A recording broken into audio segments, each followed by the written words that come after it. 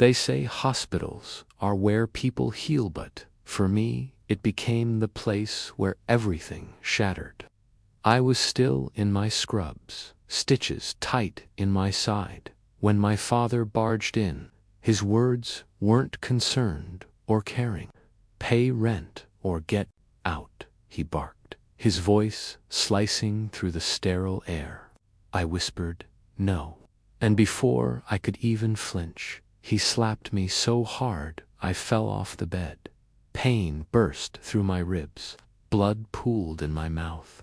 And as he towered over me, sneering, "You think you're better than this family," I knew something had changed. I wasn't going to stay down this time. 3 months earlier, I'd moved back into his house, not because I wanted to, but because I had no other choice. The clinic slashed my hours, my landlord raised the rent again, and Danica, my 6-year-old daughter, needed a roof. Dad said it would be temporary, but the peeling ceiling, the cold stares, and the endless demands told another story. I paid for groceries, gas, WIF quietly, even when it meant skipping my own dentist appointments. Meanwhile, my brother Eric, the golden child, lounged on the couch, ordering takeout on my card while I worked double shifts. Nobody asked, they just expected. Family helps family, Dad always said. But what he really meant was, you owe us. We owe you nothing. Danica noticed the tension. She clutched her stuffed bunny tighter, stopped humming around the house. One night she asked, "Is Grandpa mad at me too?" I cried into my pillow that night, muffling the sound. A week before the hospital, Eric racked up a credit card bill from some crypto scam, and Dad demanded I pay it. I explained I was saving for Danica's inhaler. "What's more important?" he snapped. "Her lungs or your brother's future?" I realized then knee was just a wallet to them. Then the accident happened. A truck hit me after a night shift. I woke up on a stretcher, ribs stitched, wrist sprained, hip bruised. And when Dad showed up, there were no flowers, no concern, just pay rent or get out. And then the slap. When I got home, Dad pretended nothing had happened. "Did you pay the utilities?" he asked, like he hadn't struck me the day before. That night, I sat beside Danica's bed, tracing the fading scar on her cheek. My pain didn't matter to them. The next morning, a typed letter appeared under my door. Rent was going up $200, due Friday. Signed, House Management, G. Monroe. I laughed not because it was funny, but because otherwise I'd scream. I texted Dad, asking if it was a joke. His reply was instant. "You live under my roof. You pay what I say."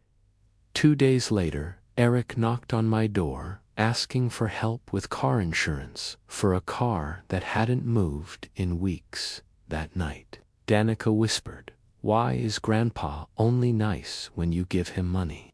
I couldn't even respond, but something shifted inside me. Then Megan, my best friend, showed up with groceries.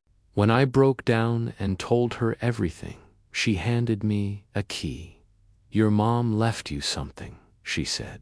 "She told me to give this to you when things got too hard." The key had a tiny M engraved at the base. My hands trembled. It was time to see what Mom left behind. The next day, I drove to her old house, small craftsman on Ash and Hamilton. It hadn't changed much, but in her bedroom closet, behind a locked filing cabinet, I found the truth. The last folder held 3 things. A notarized letter naming me sole beneficiary of my grandfather's estate, the deed to the house house, and a handwritten note: "They will take until nothing is left. This house is yours now. Use it. Protect Danica. Don't let guilt be your leash. Love, Mom. My knees gave out. That house wasn't Dad's, it was mine. I didn't go back that night. I stayed at Megan's. Danica called it a sleepover. I called it breathing for the first time. The next day, I knew what I had to do. Quietly, I started collecting proof utility bills, rent transfers, even Venmo captions from Eric. Thanks, sis. Megan helped me file the deed. Everything confirmed it. I owned that house alone. And then the final push. Danica looked up at me one night and whispered, Grandpa said, if I leave the lights on, we might not have a home anymore. That night, I recorded a video, the abuse, the rent, the manipulation, the slap. I added clips of Eric bragging online. I labeled it for Danica. I wasn't afraid anymore. I contacted the lawyer who handled Mom's estate. He didn't hesitate. You can file for eviction, and maybe even a protection order. I smiled. I'm not doing this out of anger, I said. I'm done paying for silence. That Saturday morning, Dad asked for rent. I said no. Again, this time with purpose. He laughed it often till I showed the deed. Eric wandered in, confused. I told him I'd been paying for everything while he lounged and gamed. Dad shouted, You're really kicking out your family. I said, No, I'm evicting abuse. Eric sneered. What?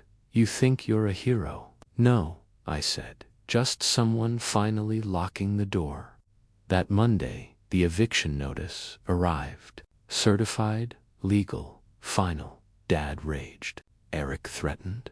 But I was calm. Then Val, our neighbor, confronted me. You're kicking your sick dad out? Dad had lied to her 2 fake symptoms, fake stories. But that night, Leon, other neighbor, brought me a video, footage of the hospital slap. Danica's scream. Proof. You're not alone, Leah said. And I believed her. Eviction day came. Danica still slept peacefully, her arm around Bunny. At 9 a.m., the county deputy arrived. Dad screamed. Eric panicked. I plugged the video into the deputy's tablet. He watched, nodded. This is enough, Dad's last tactic. Guilt. Ruining her life, he said, pointing at Danica. But she looked him dead in the eye and said, You hurt my mom. That's what ruined it. For the first time, they knew they had lost, not just the house, but control. The deputy handed me the final confirmation. Ma'am, the property is yours.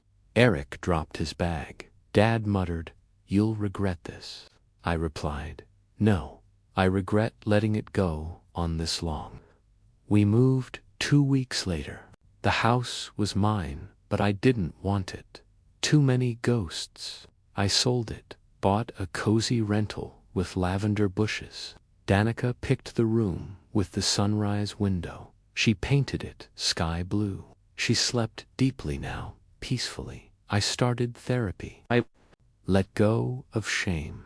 Megan visited often, sometimes with pie. You're lighter now, she said. I nodded. I'd stopped carrying weights that were never mine. One morning, Danica looked up at me and asked, Do you think Bunny's proud of us? I smiled. I think Bunny always knew we were stronger than we believed.